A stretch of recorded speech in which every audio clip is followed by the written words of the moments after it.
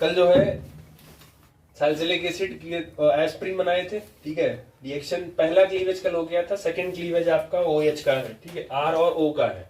इसके पहले वाले में जो क्लीवेज आपने देखा था तो अल्कोहल के में आपने कहा था कल कि ROH, ये वाला क्लीवेज होने पे जितने रिएक्शन थे ये कल कंप्लीट हो गए। अब आपको यहाँ का बॉन्ड ना तोड़ के अब आपको यहाँ का बॉन्ड तोड़ना है, और यहाँ के बॉन्ड तोड़ने पर कौन कौन से रिएक्शन है वो आपको आज देखना है, ठीक। एनसीईआरटी खोल लो, ज्यादा आसान रहेगा। वो इसलिए क्योंकि इनमें से ऊपर के 3 रिएक्शन आपको ऑलरेडी पहले चैप्टर में हम करा दिए हैं, वहां समझा दिए हैं, तो वहां हम आपको फिर से यहाँ नहीं पढ़ाएंगे। पहला है आपका रिएक्शन विथ हाइड्रोजन हैलाइड, ठीक है। पहला आपको करना है रिएक्शन विथ हाइड्रोजन हैलाइड, उसमें लिखा भी है alcohol react with hydrogen halide to form alkyl halide, refer unit 10 class 12। ये ग्रूव्स रिएक्शन है, ल्यूकास रिएजेंट वाला पहला रिएक्शन है ये, उसका तो क्लियरली आपको हम वहां कराए हैं वहां, ठीक। तो वहां से उठा लेना, ये सब चीजें उसमें हम करा चुके हैं वहां। सेकेंड रिएक्शन है आपका फास्फोरस ट्राइहैलाइड PX3, याद है ROH प्लस PX3, इसका क्या बनता था RCl plus RX plus H3PO3, ठीक है, ये बनता था। उसमें भी लिखा है alcohols are converted into alkyl bromide, जो भी लिखोगे आप, by the reaction of phosphorus tri, refer unit 10 class 12। Haloalkane में हम पढ़ा चुके हैं, तो 2 तो आपका पढ़ा ही चुके हैं। तीसरा आता है अब आपका डिहाइड्रेशन, और ध्यान रखिए इसका मैकेनिज्म दिया है साथ में, तो मैकेनिज्म नीचे एक्सप्लेन किया है वो, तो आपको भी एग्जैक्ट काम करना पड़ेगा, ठीक। तो डिहाइड्रेशन करने के लिए आपसे कहा है कि अल्कोहल ले लो और उस अल्कोहल का रिएक्शन डिहाइड्रेट करना है, तो आप ले लो अल्कोहल, तो ये हो गया अल्कोहल, लेट इज आपका ROH, इसका डिहाइड्रेशन कराना है। तो डिहाइड्रेशन कराने के लिए आपको डिहाइड्रेटिंग एजेंट चाहिए, that is concentrated H2SO4 in the presence of 443 kelvin, ये टेम्परेचर चाहिए इसके लिए, ठीक। इस टेम्परेचर को ध्यान से याद कर लीजिए, क्योंकि अभी यही टेम्परेचर चेंज होगा, सिर्फ टेम्परेचर के चेंज होने से प्रोडक्ट अभी वहां चेंज हो जाएगा। तो 443 पे यहां पे जो आपका बन जाएगा वो बन जाएगा आपका एल्कीन, और प्लस क्योंकि वो लिए हो तो ये बाहर हो जाएगा H2O, ठीक। ये इसी को बोलते हैं डिहाइड्रेशन, क्योंकि वाटर इसमें रिमूव हो गया है, ठीक। अब ये तो मैंने प्राइमरी अल्कोहल लिया है, मैंने प्राइमरी अल्कोहल, अगर आप प्राइमरी लेते हो तो आपको एज इट इज लेना पड़ेगा। एनसीईआरटी कह रही है अगर आप सेकेंडरी अल्कोहल लेते हो तो आपको H2SO4 जो है वो 100% लेने की जरूरत नहीं है, वो 85% भी काम चल जाएगा। अच्छा, डिहाइड्रेटिंग एजेंट के लिए आप H2SO4 भी ले सकते हो और H3PO4 भी ले सकते हो, दोनों ले सकते हो आप, कोई वो नहीं है। अगर आप प्राइमरी अल्कोहल लेते हो तो आपको 100% लेना पड़ेगा, आप सेकेंडरी अल्कोहल लेते हो तो आपको सिर्फ 85% लेना है, और टेम्परेचर घट के 440 केल्विन हो गया है। अगर आप 3 डिग्री अल्कोहल लेते हो तो 20% लेना है, और टेम्परेचर घट के और नीचे हो गया। अब इसका मतलब आप यहां पे आप समझ जाइए, 1 डिग्री की स्टेबिलिटी, 2 डिग्री और 3, सबसे ज्यादा स्टेबिलिटी मतलब कौन है, 3 डिग्री ज्यादा माना जाएगा। सरफेस एरिया भी इसका कम है भाई, बॉइलिंग पॉइंट सबसे ज्यादा किसकी होगी, 1 2 3 सबसे ज्यादा किसकी होगी बॉइलिंग पॉइंट, 1 डिग्री की, क्योंकि सरफेस एरिया 1 डिग्री का, और 3 डिग्री का बॉइलिंग पॉइंट सबसे कम होगा क्योंकि सरफेस एरिया। तो सरफेस एरिया कम हो गया, बॉन्ड कम हो गया, तो बॉन्ड को तोड़ने के लिए required of amount of temperature और एनर्जी भी कम हो गई, इसीलिए 3 डिग्री पे टेम्परेचर भी डाउन हो गया और 20% में काम हो रहा है। थोड़ा सा 2 डिग्री में ज्यादा बॉन्ड आ जाते हैं तो इसलिए टेम्परेचर भी बढ़ गया और 85% हो गया, और 1 डिग्री में क्योंकि बॉन्ड सबसे ज्यादा होता है इसीलिए उसमें 100% चाहिए और टेम्परेचर भी मैक्सिमम चाहिए, ठीक है। नीचे एनसीईआरटी ने लिखा है The relative ease of dehydration of alcohol in the following order, ये पूछा जाएगा, जैसे इस लाइन को तो बच्चे स्किप कर देंगे, पूछा जाएगा कि किसी भी अल्कोहल का डिहाइड्रेशन अगर आप कराने जाते हैं तो वो ज्यादा अच्छे से कौन सा वाला हो जाएगा, सबसे अच्छा डिहाइड्रेशन 3 डिग्री अल्कोहल देगा क्योंकि सरफेस एरिया कम होता है, बॉन्ड आसानी से टूट जाता है। उससे अच्छा 2 डिग्री वाला देगा, और उससे कम अच्छा 2 डिग्री, और उससे कम अच्छा 1 डिग्री। मतलब डिहाइड्रेशन ऑफ अल्कोहल अगर कराना है तो आप सबसे पहले किसको उठाएंगे, 3 डिग्री अल्कोहल को। नहीं अवेलेबल है तब 2 डिग्री उठाइए, नहीं अवेलेबल है तब आप 1 डिग्री अल्कोहल उठाइए, ठीक। तो ये ध्यान रखिएगा, एनसीईआरटी ये समझाई है। बाकी इसका मैकेनिज्म आपको देना है, कैसे क्या हुआ है, मैकेनिज्म एनसीईआरटी दी है, इसका दी है तो पूछेगी जरूर वो। अब आप देखो अल्कोहल आपको लेना है तो आप 2 कार्बन का अल्कोहल ले लो। अगर 2 कार्बन का अल्कोहल लेते हो तो 2 कार्बन का एल्कीन बनेगा। तो 2 कार्बन का अल्कोहल मतलब हो गया CH3 CH2OH, 2 कार्बन का अल्कोहल हो गया। तो 2 कार्बन का एथीन बना दो, CH2 डबल बॉन्ड CH2 बन गया। अब आपको करना है इसका मैकेनिज्म। तो मैकेनिज्म में step number 1 that is NCERT ने सबका नाम भी लिखा है, डेट इज उसने पहला लिखा है फॉर्मेशन ऑफ प्रोटोनेटेड अल्कोहल। पहला उसने लिखा है फॉर्मेशन ऑफ प्रोटोनेटेड अल्कोहल। अब होगा क्या इसमें, ये H2SO4 अपने आप को तोड़ेगा। तो H2SO4 अपने आप को जब ब्रेक डाउन करेगा तो ये तोड़ेगा H प्लस में और साथ में तोड़ेगा ये HSO4 माइनस में। अल्कोहल आएगा रिएक्शन करने, तो अल्कोहल आया CH3 CH2OH, इससे रिएक्शन करेगा H प्लस। क्यों करेगा, क्योंकि H प्लस को इलेक्ट्रॉन चाहिए और साइज भी छोटी है। ऑक्सीजन के पास क्या प्रेजेंट होता है, लोन पेयर। तो ये जो H प्लस है ये ऑक्सीजन के पास जाएगा और उससे इलेक्ट्रॉन ले लेगा। तो जब उससे इलेक्ट्रॉन ले लेगा तो ये हो जाएगा आपका CH3 CH2OH और एक H आया है क्योंकि ऑक्सीजन ने अपना इलेक्ट्रॉन दिया है तो ऑक्सीजन के ऊपर प्लस आ गया। ये जो बना है ये, इसी को बोलते हैं प्रोटोनेटेड अल्कोहल। यही है आपका प्रोटोनेटेड अल्कोहल। ठीक, ये फर्स्ट हो गया। फिर उसके बाद आता है आपका स्टेप नंबर 2 मैकेनिज्म में। दूसरा स्टेप कह रहा है फॉर्मेशन ऑफ कार्बोकैटायन। तो सेकंड स्टेप में आपका बनता है फॉर्मेशन ऑफ कार्बोकैटायन और यही स्टेप आपका RDS बनेगा। RDS मतलब रेट डिटरमाइनिंग स्टेप, यही बनेगा। रिएक्शन कितनी स्पीड से होगा, कितना धीरे होगा, वो यही एक स्टेप डिसाइड करेगा। अब अगर 2 डिग्री बनेगा तो आपके पास अगर चांस है तो आप उसको कन्वर्ट करिए किसमें, 3 डिग्री में। वो कार्बोकैटायन है तो रीअरेंजमेंट होगा ही। तो ये बनेगा आपका, तो CH3 CH2OH ऑक्सीजन के ऊपर प्लस। अब ये बनेगा कैसे, तो इसका चेक करो। देखो ऑक्सीजन के ऊपर प्लस स्टेबल नहीं होता है और ऑक्सीजन के पास 2 ऑप्शन है। पहला, वो ऑक्सीजन और हाइड्रोजन का बॉन्ड तोड़ ले या वो ऑक्सीजन और कार्बन के बॉन्ड तोड़ ले। तो ऑक्सीजन क्या करता है, वो ऑक्सीजन और कार्बन के बीच का बॉन्ड तोड़, तो इधर का बॉन्ड का इलेक्ट्रॉन खींच लेता है। जैसे वो इस बॉन्ड का इलेक्ट्रॉन खींचेगा तो ऑक्सीजन के ऊपर कौन सा चार्ज आएगा, नेगेटिव। पहले से क्या प्रेजेंट है, तो नेगेटिव पॉजिटिव मिलकर क्या हो जाएगा, न्यूट्रल। और यहां से क्या रिलीज हो जाएगा, वाटर रिलीज हो जाएगा। और अगर ऑक्सीजन के ऊपर माइनस आएगा तो इस कार्बन के ऊपर कौन सा चार्ज आएगा, पॉजिटिव चार्ज आएगा। तो ये जो आपका कार्बन है ये हो जाएगा आपका CH3 और इस CH2 के ऊपर क्या आ जाएगा, पॉजिटिव, और प्लस यहां से क्या रिमूव हो गया, वाटर, जो कि करना था। ठीक, उसके बाद आता है आपका third step, that is rearrangement. अब थर्ड स्टेप में आपका बेसिकली वो अपने आप को रीअरेंज करेगा। ठीक है, formation of ethene by elimination, वो उसमें से रीअरेंज करेगा। रीअरेंज कैसे करेगा, देखो स्ट्रक्चर ओपन कर लो पूरा, CH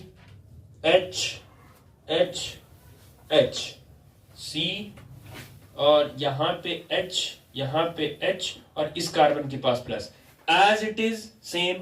इस कार्बन को चाहिए इलेक्ट्रॉन, तो ये कार्बन बगल वाले कार्बन से मांगेगा हमको इलेक्ट्रॉन दो। ये कहेगा मेरे पास नहीं है लेकिन मैं तुमको दिलवा सकता हूं। तो ये कार्बन अपने हाइड्रोजन से कहेगा ऐसा है, अपना इलेक्ट्रॉन थोड़ी देर के लिए यहां दे दो। तो जैसे ही हाइड्रोजन अपना इलेक्ट्रॉन यहां दिया तो एक तो कार्बन का अपना इलेक्ट्रॉन है ही, साथ में हाइड्रोजन का इलेक्ट्रॉन ले लिया, तो 2 इलेक्ट्रॉन मिलके वहां क्या बना लेंगे, डबल बॉन्ड। बाकी जो 2 हाइड्रोजन थे वो तो एज इट इज लगे रहेंगे और इस वाले कार्बन का क्या गायब हो गया, प्लस गायब हो गया और यहां से क्या रिलीज हो गया, H प्लस। तो यहां ऊपर जो H प्लस यूज किए थे, ये जो H प्लस यूज किए थे, वापस वो H प्लस निकल गया और ये H प्लस वापस जाके इसके साथ रिएक्शन करके फिर से आपका H2SO4 बना देगा। तो H2SO4 कहीं ना कहीं 2 काम किया, 2 रोल प्ले किया है आपके।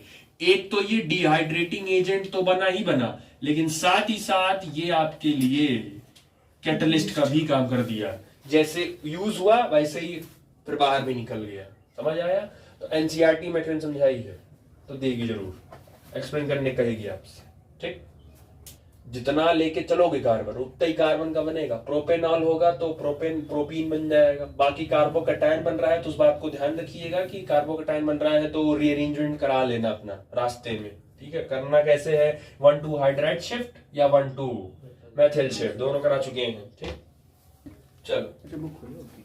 चलो ये हो गया तीसरा। उसके बाद नेक्स्ट आपका चौथा एनसीईआरटी एक्सप्लेन की है ऑक्सीडेशन। मैं ऑलरेडी आपको ये पीछे एक्सप्लेन कर दिया हूं, अगर आपको याद हो। अल्कोहल का ऑक्सीडेशन करना है, सुनो, अल्कोहल का ऑक्सीडेशन करना है। ऑक्सीडेशन करने के लिए आपके पास 3 तरीके के ऑक्सीडाइजिंग एजेंट होते हैं, strong oxidizing agent, weak oxidizing agent और mild oxidizing agent. Strong oxidizing agent acidified K2Cr2O7 और अल्कलाइन KMnO4, ये दोनों के दोनों आपके स्ट्रॉन्ग हैं। तो गाड़ी अगर अल्कोहल से चलेगी तो गाड़ी डायरेक्ट कहां रुकेगी, कार्बोक्सिलिक पे रुकेगी। सेकंड आता है आपका वीक ऑक्सीडाइजिंग एजेंट, उसमें दो लोग आते हैं आपके, पहले हो गए जोन्स रिएजेंट CrO3 Na2CrO3 और दूसरा आता है PCC पिरिडीन क्लोरोक्रोमेट। अगर गाड़ी अल्कोहल से चलेगी तो गाड़ी पहले एल्डिहाइड पे रुकेगी, फिर एल्डिहाइड से कार्बोक्सिलिक पे जाएगी। तीसरा आता है आपका mild oxidizing agent, Fehling solution Tollens reagent. ये एल्डिहाइड वाले चैप्टर में है और इनकी लिमिट, इनकी डीमेरिट ये थी कि इनको फ्रेशली प्रिपेयर्ड चाहिए, तुरंत बनाइए तुरंत यूज करिए, जो कि थोड़ा प्रॉब्लम है इनके लिए। तो आप बताइए, अल्कोहल का ऑक्सीडेशन करने जा रहे हो और ऑक्सीडेशन का मतलब क्या होता है, ऑक्सीजन का ऐड होना और हाइड्रोजन का रिमूव होना। तो क्या आप ऑक्सीडेशन का दूसरा नाम डिहाइड्रोजिनेशन कह सकते हैं?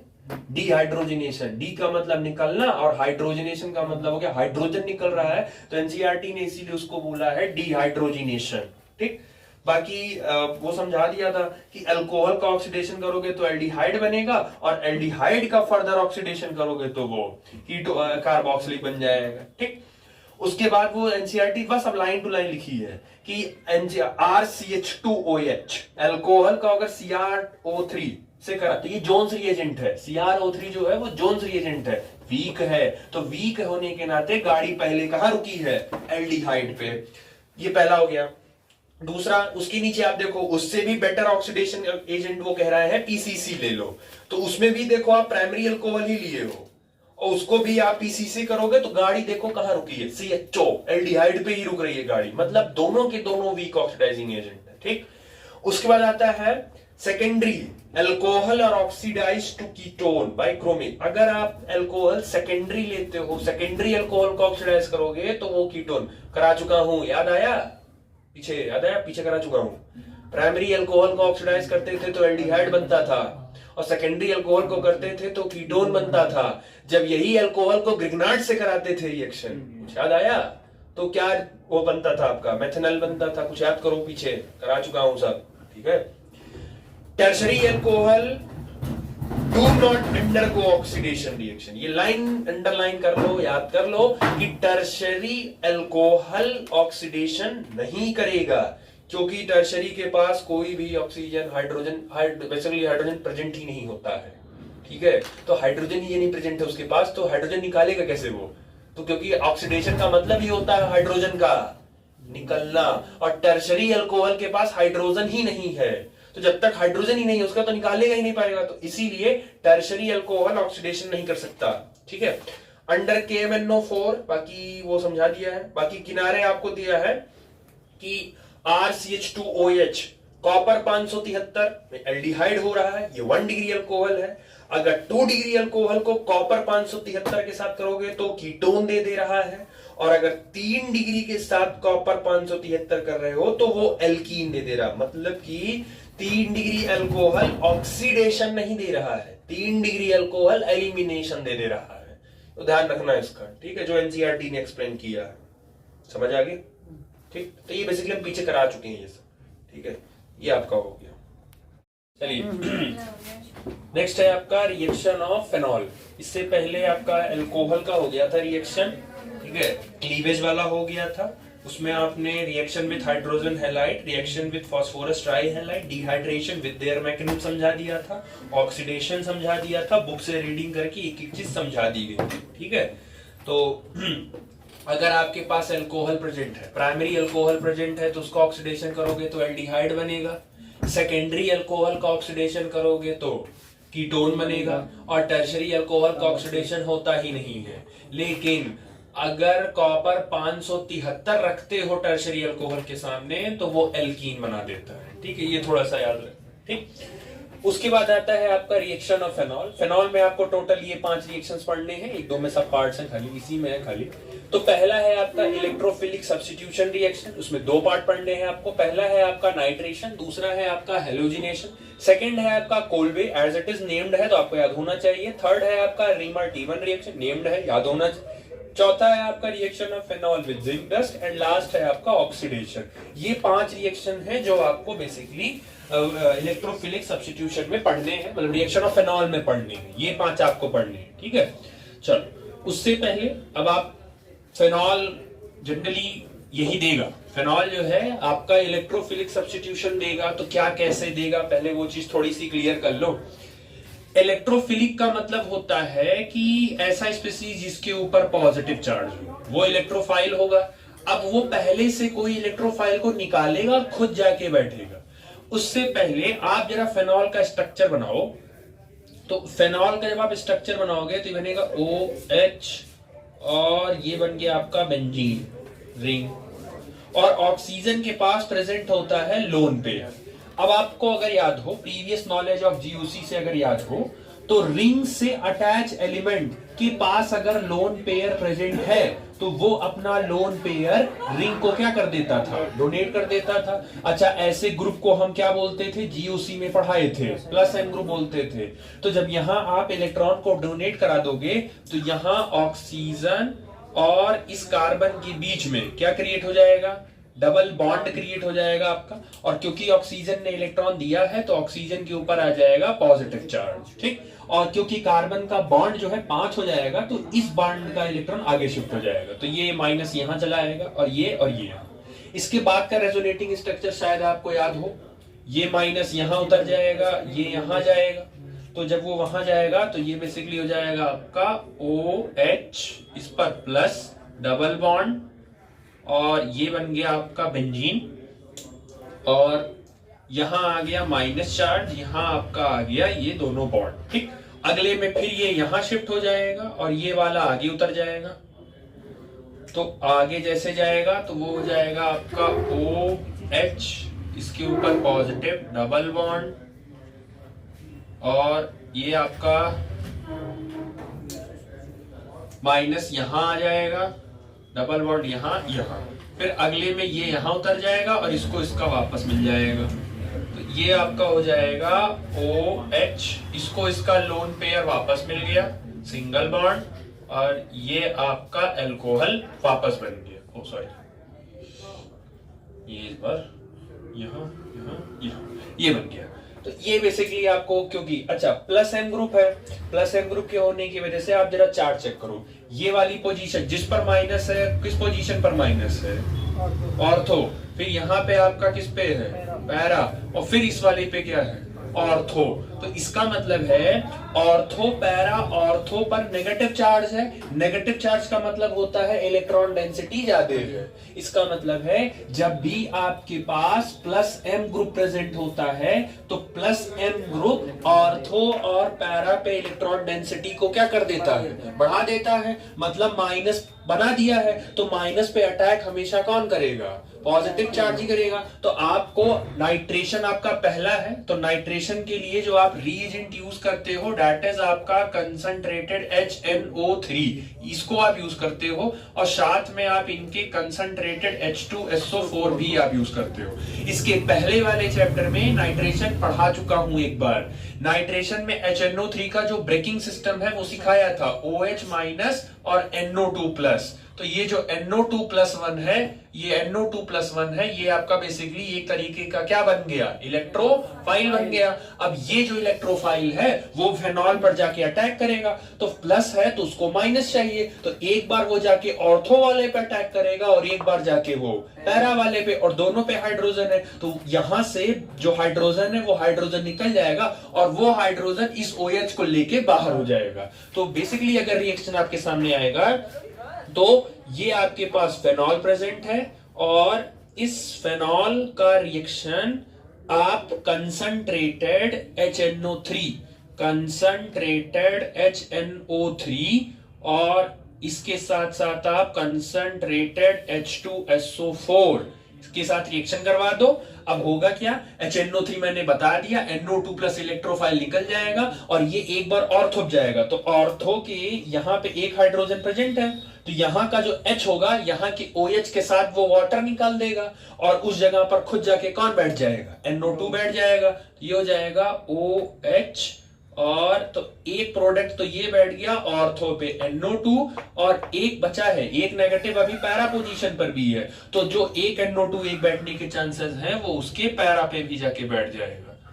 तो ये आपका बेंजीन और ये आपका NO2, ये वाला जो प्रोडक्ट है इसको पैरा प्रोडक्ट बोलते हैं और ये वाला जो प्रोडक्ट है इसको ऑर्थो बोलते हैं। अब एक चीज याद रखिएगा, पूरी ऑर्गेनिक केमिस्ट्री में इकलौता यही ऑर्थो वाला है, इकलौता ये ऐसा है जहां इसकी स्टेबिलिटी ज्यादा होती है, इसकी स्टेबिलिटी ज्यादा हो जाती है कंपैरिजन टू इनकी स्टेबिलिटी के, और ये थोड़ा सा लेस स्टेबल है। दूसरा, इसकी एसिडिटी बोली जाए तो इसकी एसिडिटी बहुत कम होती है, ये लेस एसिड होता है, तुमसे पूछा जाएगा तो ये लेस एसिड है, ये तुम्हारा मोर एसिड होता है, एक तो ये ध्यान रखना। दूसरा, स्टेबिलिटी क्यों ज्यादा होती है, वो इसलिए होती है क्योंकि यहाँ का जो हाइड्रोजन है और यहाँ का जो ये ऑक्सीजन है, NO2 में जो आपका ऑक्सीजन प्रेजेंट होता है, इस ऑक्सीजन और OH का ये इन दोनों के बीच में एक बॉन्ड बनता है, ऑक्सीजन और हाइड्रोजन के बीच में बॉन्ड बनने वाले के बॉन्ड को बोलते हैं हाइड्रोजन बॉन्ड, और क्योंकि कंपाउंड के अंदर ही बन रहा है इसीलिए यहां जो बॉन्ड बनता है उसको बोलते हैं इंट्रामॉलिक्यूलर। तो यहां का जो हाइड्रोजन होता है वो इंट्रामॉलिक्यूलर हाइड्रोजन बनाने में बिजी हो जाता है, जिसकी वजह से यहां का H जल्दी नहीं निकल पाता, और अकॉर्डिंग टू रूल जितनी जल्दी H निकलेगा उतना अच्छा वो एसिड होगा। यहाँ का H जल्दी निकल नहीं पाता इसीलिए एसिड उतना अच्छा नहीं होता, थोड़ा वीक होता है ये, ठीक है। और ये थोड़ा सा उसके कंपैरिजन में इसकी बॉन्डिंग उतनी अच्छी नहीं हो पाती है, तो ये थोड़ा सा अच्छा एसिड हो जाता है कंपैरिजन टू। इसकी स्टेबिलिटी भी इसी नाते ज्यादा होती है क्योंकि इंट्रामॉलिक्यूलर हाइड्रोजन बॉन्डिंग होने की वजह से जो ऑर्थो नाइट्रोफेनॉल होता है उसकी स्टेबिलिटी ज्यादा होती है कंपैरिजन टू पैरा नाइट्रोफेनॉल के। समझ आया? इन दोनों को आप सेपरेट कर सकते हो with the help of steam distillation.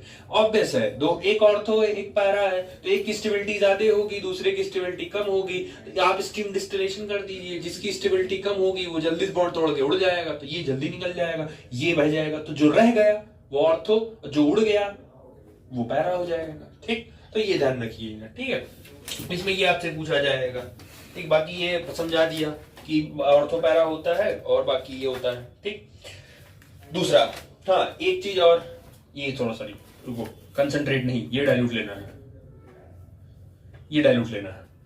Dilute लोगे तो बेसिकली NO2 एक एक करके बैठेगा, एक एक करके बैठेगा, तो हमने क्या सोचा इतना ताम झाम क्या करें, डाइल्यूट कर लें, एक बार कंसंट्रेटेड लेके चेक करते हैं। तो हमने कुछ नहीं किया, हमने सेम काम सेम रिएक्शन फिर से एक बार कराया, ठीक है, ये तो ही होगा, सेम रिएक्शन हमने फिर से कराया,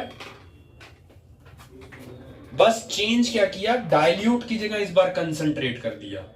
तो ये फेनॉल हो गया आपका, और इस फेनॉल का रिएक्शन हमने कंसंट्रेटेड HNO3 तो कंसंट्रेटेड में क्योंकि पावर ज्यादा हो जाती है तो वो अलग अलग प्रोडक्ट ना बनवा के, एक एक में NO2 ना बनवा के एक ही में सबको बैठा देता है एक साथ।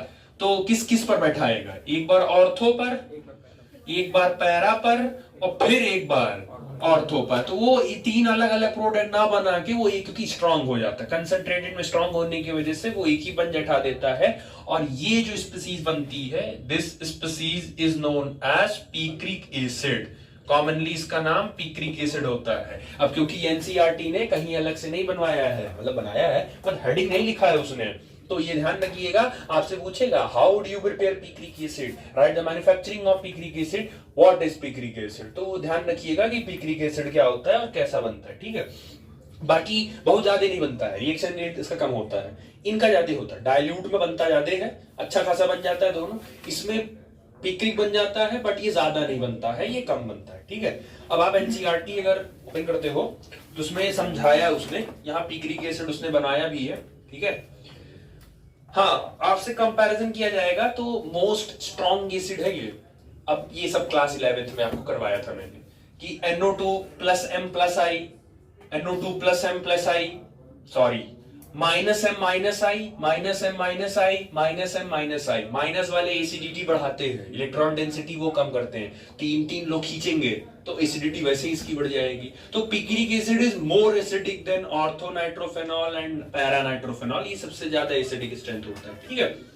उसके बाद एक चीज और लिखा है, एनसीईआरटी आप चेक करो, जहां पे इलेक्ट्रोफिलिक एरोमेटिक वाला पोर्शन है, नीचे रिएक्शन तो नहीं दिया बट एनसीईआरटी ने ध्यान से देखो, nowadays picric acid is prepared by treating phenol first with concentrated sulfuric acid, which convert it into phenol 2,4-disulfonic acid, and then with concentrated nitric acid to get 2,4,6-trinitrophenol. Can you write the equation of the reaction involved? वो आपसे कह रहा है कि आप लिख सकते हैं इसको, तो एनसीईआरटी ने लिखा नहीं है, हम लिख के दिखा दे रहे हैं, तो आप कॉपी में लिख लो या जहां भी हो लिख लो, ठीक है। नोट्स में नहीं होगा तो लिख लो, क्योंकि वो खुद कहा है, एनसीईआरटी ने खुद क्वेश्चन पूछा है, तो इसीलिए लिख लो इसको, ठीक है। बुक में ही लिख लो, ज्यादा सही याद रहेगा। अब उसने कहा है आप फेनॉल बना लो, और phenol treating phenol first with concentrated sulphuric acid, सबसे पहले इसको कंसंट्रेटेड सल्फ्यूरिक एसिड H2SO4 के साथ ट्रीट करो, तो ये बना देगा 2,4-डाइसल्फोनिक एसिड, ये होता है OH फेनॉल।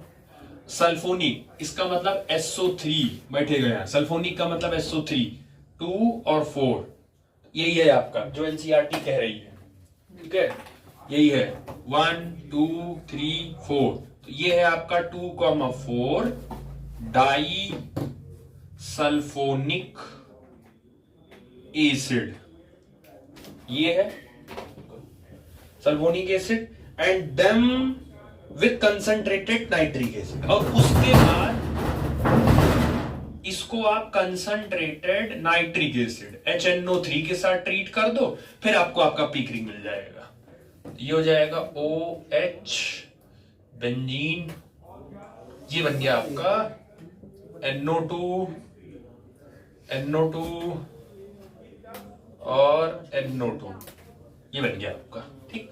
तो ये हो गया आपका पिक्रिक एसिड। अच्छा, इसका नाम लिखो तो 2,4,6 ट्राई नाइट्रोफेनॉल, तो इसका एनसीईआरटी में रिएक्शन नहीं दिया, वो आपसे खुद कह रहा है कि करो, भाई ये इसका कॉमन नेम हो गया पिक्रिक एसिड, एनसीईआरटी ने दिया नहीं है, ये लिख लो उसका। सेकेंड है आपका हेलोजिनेशन, ठीक है, नाइट्रेशन आपको समझा दिया, बाकी पिक्रिक एसिड समझा दिया, उसका रिएक्शन लिखवा दिया। नेक्स्ट आता है आपका हेलोजिनेशन, तो आपको बेसिकली क्या करना है, आप पकड़ लो अपना फेनॉल और इस फेनॉल का रिएक्शन करवा दो ब्रोमीन के साथ in the presence of CS2 carbon disulphide के साथ, और 273 केल्विन टेम्परेचर, ये सब डायरेक्ट याद रखो, ठीक है। CS2 बस एक क्या है, एक ऐसा सॉल्वेंट है जो कि बॉन्ड को तोड़ने, बैठाने और मीडियम देने का काम करेगा, क्योंकि Br2 गैस होती है, CS2 एक आपको मीडियम देने का काम करेगा, इसीलिए यहां रखा गया है, ठीक है। बाकी एज इट इज वही सेम काम है, एक बार Br को ऑर्थो पर बैठा दो और एक बार Br को पैरा पे, एक बार बी आर ऑर्थो बैठ गया और एक बार आपका बी आर पैरा बैठ गया। ठीक, तो ये हो गया इसका first type reaction. Second type reaction में आपको क्या करना है, आप फेनॉल ले लो और इसका रिएक्शन आप सीधे Br2 करवा दो। ठीक है, direct NCERT as it is, Br2 सीधे करवाइए। तीन मॉलिक्यूल ऑफ Br2 ले लो और ये क्या करेगा, ये ऑर्थो पैरा ना बना के एक ही मॉलिक्यूल पर तीनों Br बैठवा देगा। Br एक साथ तीनों बैठा देगा। ठीक है, तो इसका नाम हो जाएगा 2,4,6 ट्राई ब्रोमो फेनॉल। और सबसे इंपॉर्टेंट, ये व्हाइट पीपीटी होता है, सफेद कलर का होता है।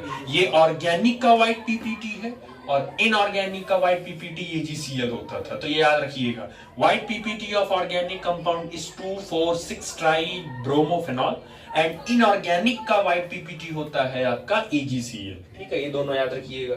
ठीक, चलो ये हो गया आपका, लिख लो, लिखना कुछ। चलिए नेक्स्ट है आपका कोल्बे एज इट इज। देखो इन सब में कोई मैकेनिज्म नहीं है, इन सब में बस आपको एक है कि झटके में एकदम याद होना चाहिए। कोल्बे है, नेम्ड है तो पूछेगा। बस देखो, फेनॉल आप ले लो, फेनॉल, इसका रिएक्शन सबसे पहले आप करवा दो NaOH के साथ। तो इसका रिएक्शन आप ऑलरेडी कर चुके हो कि HOH के साथ निकल के वाटर और Na जाके वहां बैठ जाएगा। तो ये बन जाएगा आपका ONA और ये जो बनता था इसका नाम शायद याद हो, इसको बोलते थे सोडियम फेनॉक्साइड। ठीक है, तो ये कर चुके हो पीछे एज इट इज। उसके बाद इसका reaction CO2 in the presence of acidic medium, ये इसको डायरेक्ट कन्वर्ट कर देगा OH और ये कन्वर्ट हो जाएगा COOH। ठीक है, ये सबसे ज्यादा यूज किया जाता है, इसका नाम होता है बेसिकली सैलिसिलिक एसिड। जितने भी फेस वॉश मिलते हैं, स्क्रबर मिलते हैं चेहरे पे लगाने के लिए, उन सब में सैलिसिलिक एसिड होता है। ये पिंपल्स भगाने के लिए और जो फलाना फलाना आता है, जितने भी आते हैं उन सब में आपको सैलिसिलिक एसिड मिलेगा ही मिलेगा। ठीक है, तो एज इट इज एकदम अच्छे से याद रखो, कोल्बे का प्रोडक्ट सैलिसिलिक एसिड, नाम इसका याद रखिएगा। ठीक है, बाकी उसके बाद आता है आपका रीमर टीमर, रीमर टीमर। तो ये सब नेम्ड रिएक्शन है, इन सब में कोई मैकेनिज्म नहीं है, डायरेक्ट आप सीधे सीधे याद रखो। एज इट इज, फेनॉल ले लो आप, फेनॉल का रिएक्शन आप NaOH के साथ करवाओ। साथ में इसने एक एक्स्ट्रा कर दिया, इन्होंने एक एक्स्ट्रा कर दिया, इन्होंने साथ में क्लोरोफॉर्म भी ले लिया। अब समझो, पहले NaOH अपना काम करेगा, वो जाके ONA के साथ, OH वाले के साथ तो रिएक्शन करेगा। तो यहां बन जाएगा ONA और ये बन गया। ठीक, और क्लोरोफॉर्म यहां जाके रिएक्शन करेगा। तो यहां से एक H निकलेगा, एक Cl को लेके बाहर और यहां बैठ जाएगा CHCl2। ठीक है, ये बन गया आपका इंटरमीडिएट। फिर इसका रिएक्शन आप NaOH के साथ एक बार फिर से करा दो। NaOH के साथ जैसे कराओगे तो ये हो जाएगा ONA और ये कन्वर्ट हो जाएगा CHO में। CHCl2 सोडियम हाइड्रोक्साइड के प्रेजेंस में कन्वर्ट हो जाएगा CHO में। और एक बार फिर से लास्ट में आप एसिडिक मीडियम ले लो H+ के लेते ही यहां पे वापस OH बैठ जाएगा। ठीक है, तो Na निकल जाएगा, वहां पे H बैठ जाएगा और यहां पे आपका बेसिकली CHO बन जाएगा। ये जो स्पीसीज होता है इसको बोलते हैं सैलिसल्डिहाइड। तो बेटा ये सब याद रखिएगा कि कोल्बे का प्रोडक्ट सैलिसिलिक एसिड होता है, रिमर टीमर का सैलिसल्डिहाइड होता है, और ये सब एकदम रटा होना चाहिए। नेम्ड रिएक्शन है, कोई मैकेनिज्म नहीं है, सीधे सीधे आपसे पूछा जाएगा कोल्बे क्या है एक्सप्लेन करो, रिमर टीमर क्या है एक्सप्लेन करो, 2-3 बार लिखोगे तो याद हो जाएगा। एक चीज और, एक बड़ी क्रूशियल कंप्लेंट सबकी आती है कि याद नहीं हो रहा है, ऑर्गेनिक पढ़ तो रहे हैं लेकिन याद नहीं हो रहा है। तो उसका एक 3 स्टेप टेक्निक होता है कि आपको कैसे याद करना है। 3 स्टेप टेक्निक में आपको बेसिकली क्या करना है, 5 बार जोर जोर पढ़ो। ठीक, 5 बार जोर जोर पढ़ो, उसको ब्रेन कॉन्शियस कर लेगा उसको कि एक्चुअल, क्योंकि जब जैसे आप बोलोगे और अपनी आवाज सुनोगे तो ब्रेन उसको याद करना चाहेगा। तो 5 बार जोर जोर से बोल के पढ़ो। ठीक, 3 बार देख के लिखो और 3rd स्टेप 2 बार बिना देखे लिखो। जहां पर जो चीजें आपको याद नहीं हो रही उनके लिए है। अभी नहीं है बैठ के पूरा करो, तो पूरा करोगे उतना टाइम ही नहीं बैठ के लिख पाओगे। आप जब पढ़ रहे होगे तो आपको कोई पता होगा कि ये पर्टिकुलर टॉपिक नहीं तैयार हो पा रहा है हमसे बार बार, तो उसके लिए जैसे आपको नेम्ड रिएक्शन जान रहे हो, तो नेम्ड रिएक्शन वही है ना, पहले आपके पास स्लेट अलग से बनाओ, फिर उसको जोड़ जोड़ से पढ़ो। कोलबे ये है, रिमर टीमर ये है, डार्जन ये है, ग्रुप्स ये है, डाउस प्रोसेस ये, पढ़ो जोड़ जोड़ से। पढ़ लिया सारे 5 बार, उसके बाद तब उनको 3 बार देख के लिखो। अब उनको लिखो 3 बार नहीं 2 बार ही लिखो, जितना आप कंफर्टेबल हो। फिर उसके बाद 1-2 बार बिना देख के लिखो, चीजें खुद ब खुद याद होना स्टार्ट हो जाएगी। ठीक है अभी लोगों को करना पड़ता है, सब टॉपर ऑपर लोग यही करते हैं बैठ के, तभी तो टॉपर जाते हैं। या तो फिर आपकी कैचिंग कैपेसिटी अच्छी हो, मेमोरी अच्छी हो, फोटोग्राफी मेमोरी अच्छी हो, ये सब अच्छी हो। जैसे मेरी फोटोग्राफी मेमोरी अच्छी है, मैं एक बार जिस चीज को देखता हूँ वो उस चीज की फोटो मेरे दिमाग में खिंच जाती है।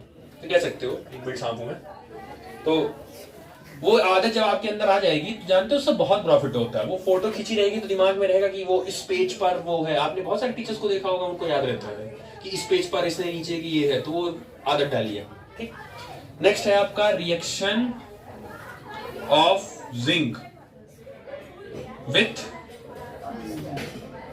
Zinc dust with phenol. Reaction of phenol, reaction of phenol with zinc dust. सबसे सिंपल, सबसे इजी रिएक्शन यही है। फेनॉल ले लो OH, इसका रिएक्शन जिंक डस्ट से करा दो, सबसे आसान। होता कुछ नहीं है, ये जिंक ऑक्सीजन को लेके बाहर हो जाएगा। तो जिंक ऑक्सीजन को लेके बाहर होगा तो क्या हो गया, ZNO। O निकल गया तो उसकी जगह कौन बैठ जाएगा, H। और H बैठने का मतलब ही है बेसिकली बेंजीन तो बना। तो जानते हो ये भले है लेकिन ये कहीं ना कहीं कन्वर्जन है। ये फेनॉल किस में कन्वर्ट हो गया, लिखेगा convert the following benzene into phenol, sorry phenol into benzene. सोचो कहां था, तो डायरेक्ट रिएक्शन है, याद रखिएगा डायरेक्ट कन्वर्जन है ये, तो याद रखिएगा। और लास्ट है आपका ऑक्सीडेशन। ऑक्सीडेशन फेनॉल, इसको आप ऑक्सीडाइज कर दो K2Cr2O7, क्योंकि स्ट्रॉन्ग होता है, एसिडिफाइड K2Cr2O7। इनके अलावा अल्कलाइन KMnO4 भी ले सकते हो। ठीक है, K2Cr2O7 लिख सकते हो, Na2Cr2O7 ले सकते हो, कोई भी ले सकते हो। सपोर्ट के लिए आप H2SO4 ले लो, बॉन्ड बॉन्ड तोड़ना थोड़ा आसान हो जाएगा। ऑक्सीडाइज कर देगा, तो ऑक्सीडाइज करेगा तो ऊपर भी और नीचे भी। इसको बोलते हैं हाइड्रोक्विनोन या इसी को बोलते हैं कीनोन। ठीक, तो ये बेसिकली आपका रिएक्शन ऑफ फेनॉल ये कंप्लीट हो गया। कल आपका some commercially important alcohol that is methanol and ethanol है, और फिर उसके बाद ईथर। 1 2 3 और लगेगा, ये चैप्टर आपका कंप्लीट हो जाएगा। काम यही है, एक काम ये करना है कि वही है ना कि पूरा शुरू से लेके अंत तक एक थॉरली रिवीजन कर दें।